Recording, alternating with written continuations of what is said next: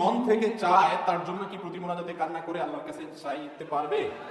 দেখুন দেখুন হাসির বিষয় না, আমাদের যুবকদের বেশিরভাগই এই রোগে আক্রান্ত।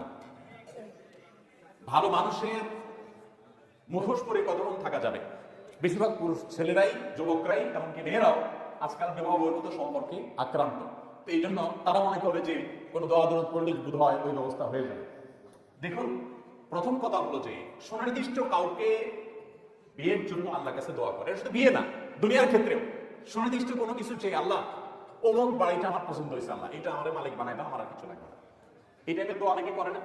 অনেক যুবক আছে বেকার, চাকরি বাকরি হয় না, দোয়া করে আল্লাহ, অনেকে তো অনেক কিছু চায়, আমার বেশি কিছু না, আল্লাহ লাখ 5 টাকা একটা হুন্ডা কিনবো, একটা ছোট্ট, আমি কিছু চাই না তোমার কাছে।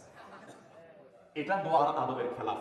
এরকম নির্দিষ্ট করে আল্লাহর কাছে চাওয়াটা দোয়ার আদবের এই জাতীয় বিষয়গুলোতে বিশেষ করে। কারণ আপনি আল্লাহ তাআলার কাছে চাইবেন শান্তি।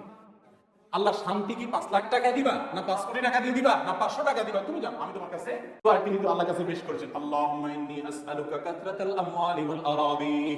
আল্লাহ তোমার কাছে অনেক টাকা পয়সা, অনেক জমি জমা চাই, এরকম দোয়া হয়েছে। তাহলে উনি কি দুনিয়া চান নাই আল্লাহর কাছে? কিভাবে চাইছেন?